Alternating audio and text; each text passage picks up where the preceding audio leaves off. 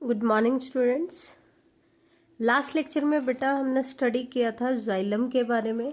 आज हम स्टडी करेंगे फ्लोएम।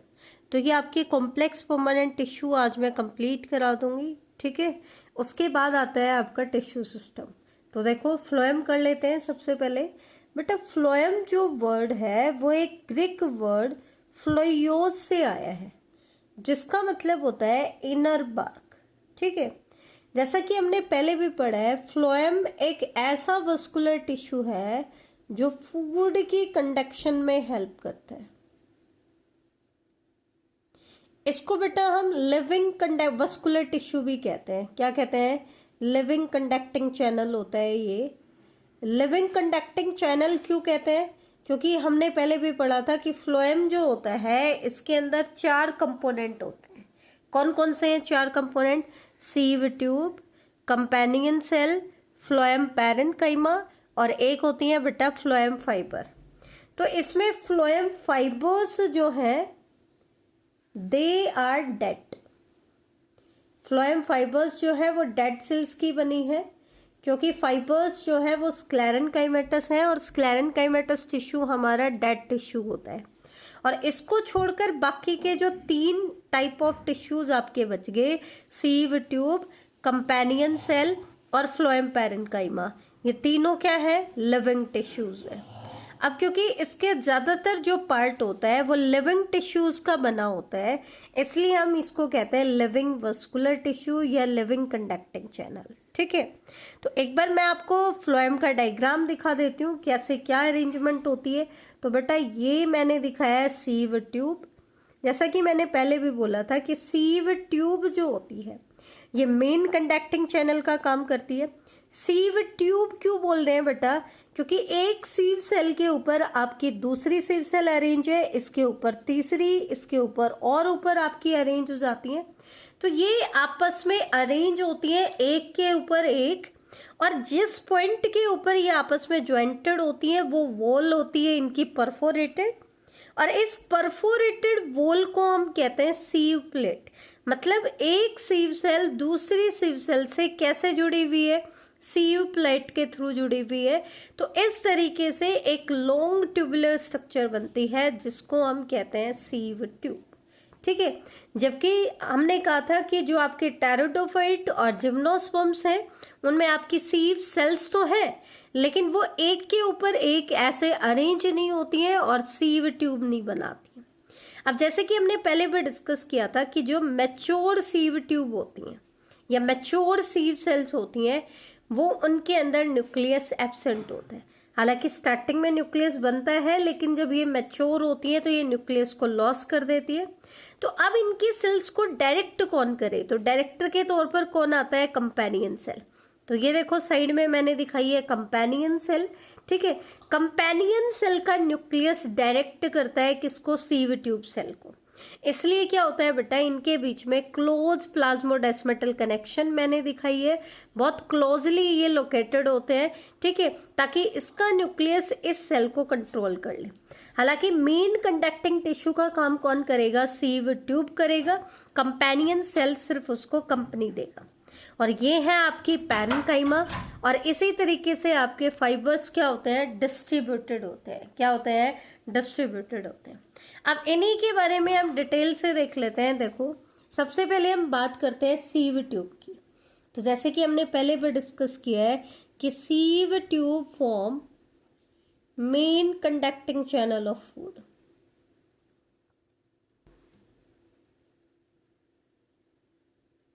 ये फूड का मेन कंडक्टिंग चैनल्स बनाती है, ठीक है। कैसे बनती हैं? लार्ज थिन वॉल्ड सेल्स होती हैं जो एक के ऊपर एक ऐसे चेन में अरेंज हो जाती हैं, और उनकी एंड वॉल्स जो होती है वो परफोरेटेड होते हैं, जिनको हम कहते हैं सीव प्लेट, ठीक है। तो इस पूरी स्ट्रक्चर को मिला करके हम बोलते हैं बेटा सीव ट्यूब, ठीक है। इनकी जो ट्रांसवर्स वॉल्स हैं एडजेसेंट सीव सेल्स की, वो परफोरेटेड होती हैं, और उन ट्रांसवर्स परफोरेटेड वॉल, परफोरेटेड का मतलब क्या है? उसमें जगह जगह ऐसे छेद है, पोर्स हैं।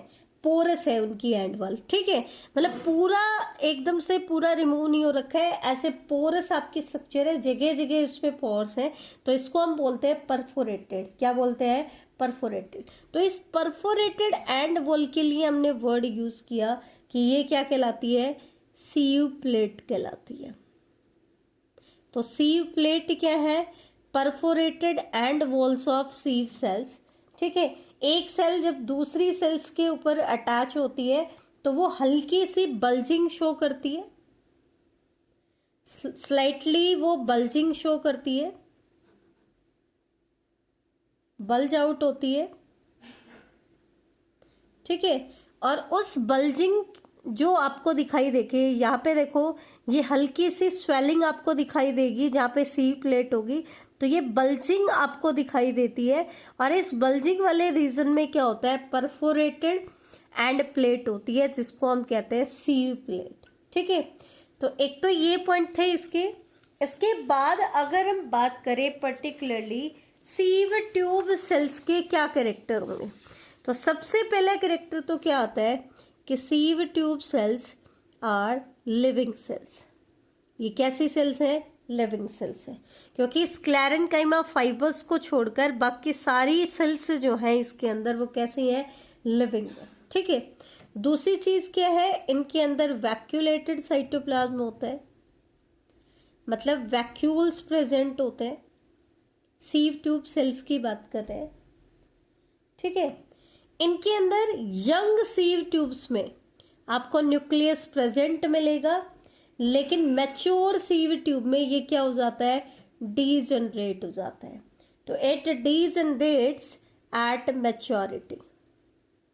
मैच्योरिटी पे न्यूक्लियस क्या हो जाएगा? डीजनरेट। ये इंपॉर्टेंट पॉइंट है बेटा, पूछ सकते हैं इनमें से कौन सी सेल मैच्योरिटी पे न्यूक्लियस को डीजनरेट कर देती है या लॉस कर देती है, तो कौन सी है? सीव ट्यूब सेल्स, ठीक है, ठीक है। इसका मतलब क्या है? क्योंकि मैच्योरिटी में इनके पास तो सीव न्यूक्लियस है नहीं, तो फिर इनको कंट्रोल कौन करता है? इनकी एक्टिविटीज को, इनकी एक्टिविटी को कंट्रोल करता है न्यूक्लियस ऑफ कंपेनियन सेल। किसका न्यूक्लियस? कंपेनियन सेल्स का, ठीक है। एक चीज और ध्यान रखना, कंपेनियन सेल और आपकी sieve tube cell, they arise from the same mother cell. इनको हम सिस्टर सेल्स भी बोलते हैं। क्या बोलते हैं? सिस्टर सेल्स भी बोलते हैं। क्यों? क्योंकि ये सेम मदर सेल से ओरिजिनेट होती हैं। They arise from same mother cell. इससे क्या होगा बेटा?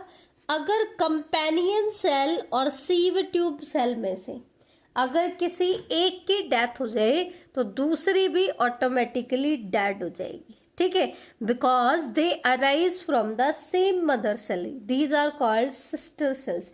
ये चीज ध्यान रखना। If out of the two one result into dead, या डेथ हो जाए एक पार्ट की, तो it results into the death of the other, ठीक है। एक की अगर डेथ हो जाती है तो दूसरा भी क्या हो जाएगा? डेड हो जाएगा, ठीक है। अब हम बात करते हैं कंपेनियन सेल की। तो कंपेनियन सेल की खास बात क्या है कि ये भी थिन वॉल्ड है। कैसी है? Thin walled. हालांकि ये मेन कंडक्टिंग चैनल का पार्ट नहीं होती है, लेकिन ये सीव सेल्स को कंपनी देती हैं, ठीक है। इसलिए सीव सेल्स के थ्रू, सीव सेल के साथ ये अटैच होती हैं बाई कंपाउंड प्लाज्मोडेस्मेटल कनेक्शन। बेटा प्लाज्मोडेस्मेटल कनेक्शंस कैसी होती हैं? ये क्लोज प्रोटोप्लाज्मिक कनेक्शन बनाती है दो एडजेसेंट सेल्स के बीच में, तो उनके प्रोटोप्लाज्म को आपस में कनेक्ट करती है। प्रोटोप्लाज्म किसे कहते हैं? किसी भी सेल में से अगर हम सेल वॉल को छोड़ दें तो बाकी सारा का सारा जो लिविंग कंटेंट होता है वो कहलाता है उसका प्रोटोप्लाज्म, ठीक है। तो ये क्लोज प्रोटोप्लाज्मिक कनेक्शन कराता है। तो इनके अंदर भी सीव सेल और companion cell are connected through compound plasmodesmatal connection, ठीक है। इसीलिए बेटा कंपेनियन सेल जो होती हैं वो सीव सेल के साइड में ही लाई करती हैं। कंपेनियन सेल्स जो होती हैं इनके अंदर डेंस साइटोप्लाज्म होता है, जबकि हमने क्या कहा था? सीव सेल्स में आपका वैक्यूलेटेड साइटोप्लाज्म था। लेकिन कंपेनियन सेल्स में कैसा होगा, डेंस साइटोप्लाज्म होगा, लेकिन न्यूक्लियस प्रोमिनेंट होगा, क्लियरली विजिबल होगा, प्रॉपर साइज का न्यूक्लियस है, प्रोमिनेंट न्यूक्लियस है। अब क्योंकि सीव ट्यूब सेल्स में तो मेच्योरिटी के बाद न्यूक्लियस डीजनरेट हो जाता है, तो उनके अंदर तो न्यूक्लियस है नहीं, तो उनकी सेल्स को कंट्रोल कौन करेगा, कंपेनियन सेल का न्यूक्लियस। ठीक है, यही रिस्पॉन्सिबल होती है सीव ट्यूब सेल में प्रॉपर प्रेशर क्रिएट करने के लिए for the conduction of food. ध्यान रखना, जब भी फूड सीव ट्यूब में आता है सबसे पहले वो कंपेनियन सेल में जाता है, फिर कंपेनियन सेल से किस में जाता है, सीव ट्यूब सेल में। ऐसे ही इनका एग्जिट होता है, सीव ट्यूब से पहले कंपेनियन सेल में एग्जिट करेगा, फिर कंपेनियन से बाकी के टारगेट सेल में ट्रांसपोर्ट होता है। तो इसका मतलब क्या है, companion cell maintain a proper pressure gradient in the sieve tube cell. Sieve tube cells में एक प्रॉपर प्रेशर ग्रेडियंट डेवलप करती हैं, जिसके थ्रू फूड जो होता है higher pressure to the region of lower pressure की तरफ ट्रांसपोर्ट होता है। ठीक है, तीसरा कंपोनेंट इसमें आता है फ्लोएम पैरेन्काइमा। अब ये तो क्योंकि हम पहले भी पढ़ चुके हैं पैरेन्काइमेटस टिश्यू के बारे में, तो इसको डिस्क्राइब करना बिल्कुल इजी है कि फ्लोएम पैरेन्काइमा बोल रहे हैं तो इसकी सेल्स कैसी हैं, लिविंग है। किसमें हेल्प करेंगी, लेटरल कंडक्शन। लेकिन यहाँ पे लेटरल कंडक्शन किसका होगा, फूड का लेटरल कंडक्शन होगा, क्योंकि आपका यहाँ पे फ्लोएम है। दूसरा क्या है, क्योंकि पैरेन्काइमेटस टिश्यू है तो स्टोरेज में भी हेल्प करता है। लेकिन यहाँ पे एक पॉइंट ध्यान रखना, आगे जाकर के हम एंजियोस्पर्मिक प्लांट में दो तरह के प्लांट्स पढ़ेंगे, डाइकॉट एंड मोनोकॉट। तो बेटा मोनोकॉट प्लांट का जब हम फ्लोएम करेंगे तो उसमें हम लिखेंगे कि उनमें फ्लोएम पैरेन्काइमा क्या होता है, एब्सेंट होता है। ठीक है, और लास्ट पार्ट आपका आ जाता है फ्लोएम फाइबर्स। तो फ्लोएम फाइबर्स एज यूजुअल जैसे हमने जाइलम फाइबर्स में पढ़ा था, दीज आर स्क्लेरेनकाइमेटस फाइबर्स। ये कैसे फाइबर्स हैं, स्क्लेरेनकाइमेटस फाइबर्स हैं। अब स्क्लेरेनकाइमेटस फाइबर्स हैं तो स्पिंडल शेप्ड होंगे। कैसे होंगे, स्पिंडल शेप, दोनों एंड पे टेपरिंग होंगे, हाईली थिक वॉल्ड होंगे, और थिकनिंग किसकी होगी, लिग्निन। और लिग्निन की थिकनिंग की वजह से ऑब्लिटरेटेड ल्यूमेन हो जाएगा। कैसा ल्यूमेन हो जाएगा, ऑब्लिटरेटेड ल्यूमेन हो जाएगा।